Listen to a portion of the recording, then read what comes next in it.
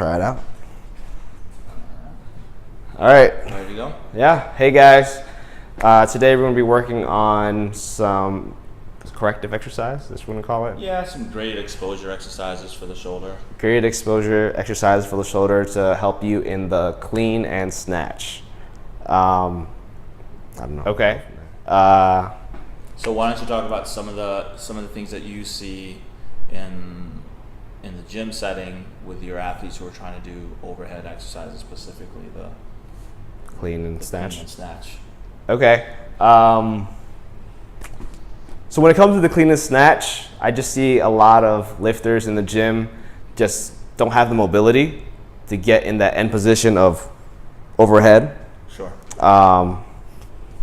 And I linked up with my buddy Hiza, physical therapist, to help me break down and get to the foundations of how to get in those positions.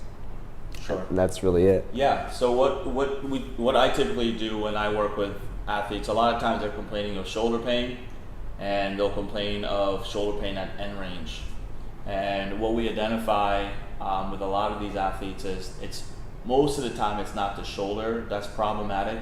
It's all the other accessory muscles. So the muscles between your shoulder blade, the muscles in your low back, and also sometimes it could be hip, muscle imbalances, etc. So we wanted to show you and kind of create a module for some graded exposure exercises to really work on addressing flexibility on your own time and on your own pace. And they are graded according to difficulty. So some are really easy, some are a little bit more challenging, but the aim is to really get you more and more comfortable in the overhead position. And some of the exercises will include like a kettlebell, and then the other one will be like a PVC movement. So we wanted to work on identifying creative ways to stress these muscles in different ranges. So with the PVC, we tend to go from mid-range to end range, and then with the kettlebell, we'll just work the last few degrees of end range.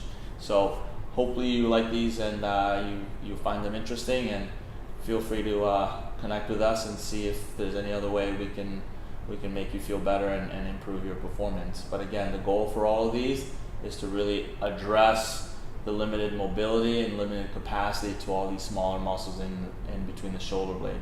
You will still have to strengthen your hips, you will still have to strengthen your core and get all these other areas addressed, but this is specifically on addressing the posterior chain muscles and getting them more prepared and more fatigue resistant, so that when you are lifting and working with Bryan, that you're actually moving smoother and safer, and you're reducing your risk of shoulder injuries and having to come hang out with people like me. So hopefully you like these, and thanks. Let's get to the exercises. Bam. So with this exercise, this is the beginner. So she's sitting on the Swiss ball, and the aim is to just work on range of motion, rocking forward, back and forth, and extending the arms overhead. And you should just feel a little bit of a squeeze between the shoulder blades. And here's how I do it. When I'm on the Swiss ball, I just feel natural to me. Interesting enough, you can see the difference between a runner and a power lifter. So again, now we're on the Bosu. So this is more just working on thoracic spine and working on opening the rib cage and just expanding that and working on strengthening the tiny little muscles in between shoulder blade and rib cage. The biggest pro of doing the Swiss ball and the Bosu is that if you have limited ankle mobility, then it lets you isolate just your shoulders and your back. Now we're on using the foam roller, so it's a little bit more dynamic because you're a little deeper. So now you have to recruit all those tiny little muscles in your low back, your erector spinae, but then at the same time stabilize the shoulder blades. With the foam roller, it just really simulates to me as like you're in the hole in your squat. So similar to the snatch and deadlift, you have to hit that hole every time. And now we're going to load capacity. So same idea, beginners. This is a little bit more challenging to just the shoulder blade, and now it's using both hands supporting yourself overhead.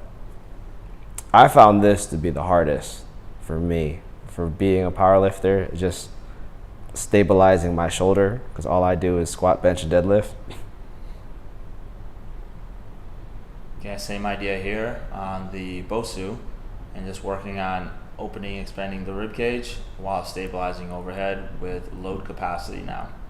The biggest tip I can give on this is when you do with the kettlebells, you only should do like the end range of motion, like from overhead to that slight behind your head.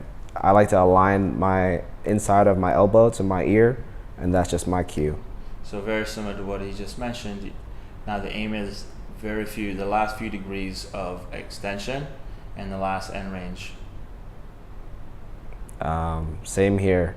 My shoulders were burning making this video. And then once Hiza corrected me on the correct movement or the angle of the movement, I was like, oh, it's not that bad. And now we're going to from the hole all the way up. So it's a little bit more challenging. This is kind of one of the more dynamic exercises and the more dynamic progression. So it really recruits all those posterior chain muscles. Definitely, this is the final progression. If you can master this portion of the movement, then you should be able to get your snatch or clean easy. And the aim of this is always you can add that loaded capacity. All right, hope you liked the video. Hiza, where can they find you? You can find me at RedZone Fitness. I'm right in the Kentlands, 228 Main Street. Again, you can be a physio is within RedZone Fitness, or you can reach out and connect with us on Can Be a Physio on Instagram and canbeaphysio.com. What else? I don't know, IG, That's pretty nice. Instagram. Yeah, Instagram. We're on Facebook. We're everywhere. Cool. As always, find me Instagram, Twitter, Facebook, sumolifts.com. Boom. Please like, share, and subscribe. Tell your friends about me.